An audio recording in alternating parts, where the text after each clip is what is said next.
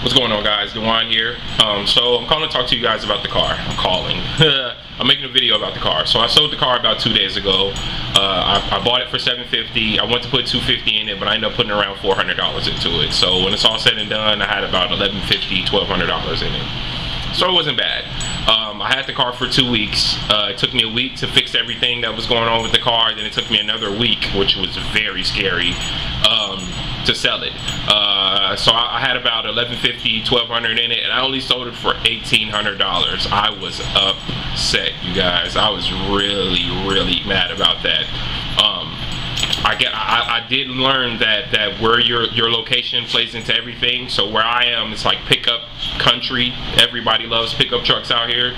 So not everybody is, you know, thinking about fuel efficiency and everything. So I kind of learned my lesson on that. So between learning that lesson and dealing with tire kickers and all kinds of crap, I finally unloaded the car. Probably won't sell another Cavalier in this area because we're still in the process of relocating. So I'll probably just stick with trucks, try to cater to what the area likes. So the car's already sold. I can show you guys a picture of the car, how it looked when it was done right now. You should be looking at it. But I didn't get a chance to make videos. This would have been a wonderful opportunity to do a lot of install and how-to videos, but I just didn't have the time with everything I have going on and relocating, because now it went from me renting an apartment or a house in Atlanta to now I'm buying a house in Chicago. So I got a lot going on. So but I'll make it up to you guys. So in my garage, everything that I fixed and repaired with the Cavalier, I have sitting on a table, and I'll go through cost and price with you guys right now. Hold on.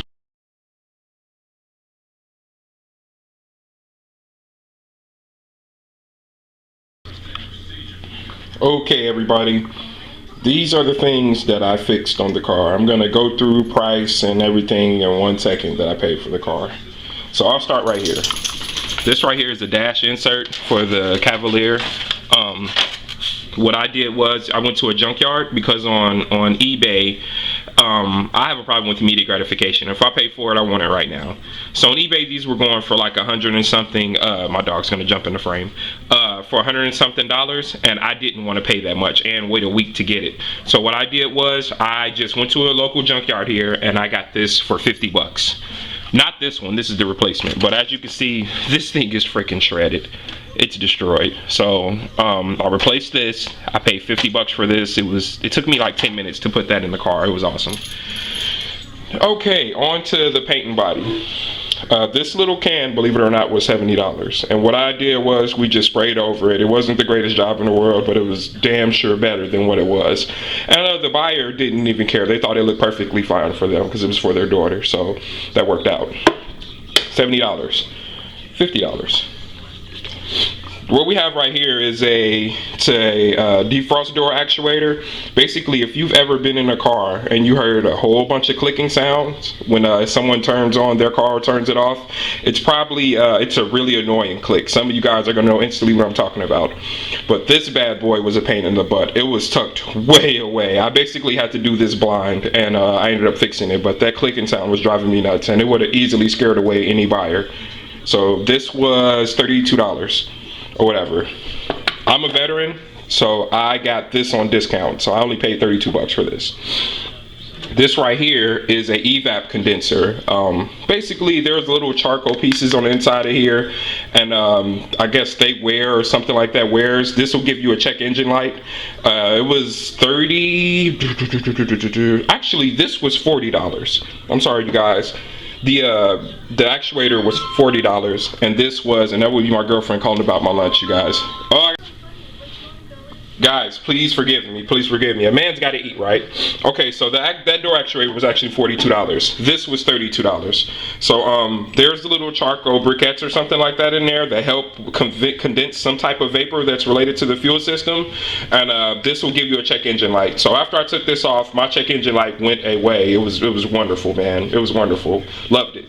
So this thing was easy to install. It was on the rear passenger side, right between the back tire and the fuel tank, I believe. Literally took 5 seconds, you guys. Or, you know, it was super easy. So that was a good deal.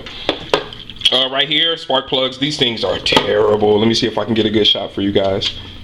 They're bad. Focus, camera, focus. There we go. So these were real bad, you guys. You know, everybody can install spark plugs. These were $12. This cluster. So this cluster was not working at all. So if you do your research on Cavaliers of the generation I had, the 2001 to I think 2006 or 2005, these are notoriously known to fail. And that was the situation with the car I bought. So I went to a junkyard. I actually had to buy 2 of these. So I bought one. Actually, I only paid the price for one. I bought one. It didn't work. When they got another one, that didn't work. The third one, they just let me do an exchange. But the one that I ended up getting, there was actually a hornet's nest position behind it because it was in a junkyard. It was freaking hilarious. I should have recorded for you guys. But this was only $17, believe it or not. $17. This was $90 on eBay. So that was pretty cool. See, my dog decided to photobomb us. This right here, you guys, was the worst. A simple ignition switch. The problem with this ignition switch is it doesn't turn. So in order to switch these out, you have to get it in the AC mode or whatever I think it's called, and that enables you to push the little button to slide it out. If you can't turn this because the tumblers have failed, then you can't get in AC mode, you can't get it out. It took me 2 days to do this, you guys. 2 days. So much frustration and a lot of cursing, I will be honest. But I kept saying I just needed to work one time, and it finally worked. And I was so happy. Car started right up. It was fixed. Oh, it was amazing. I was so happy because I knew there was no way I could sell that car without this thing working, because you couldn't start the car. At first it worked every now and then it just completely failed, and then it worked that last time and I got it. This was is an aftermarket part, and that's why it failed so quickly. I don't know if you guys can see the bull crap brand on there. I'm sorry, you guys. I don't have an expensive camera.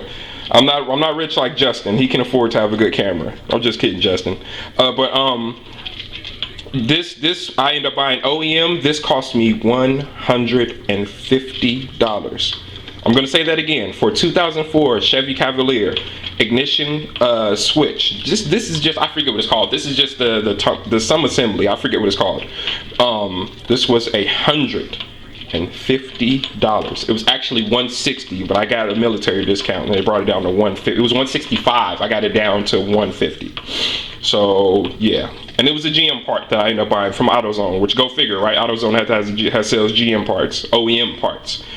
And so this was the biggest pain out of everything, but I got it done.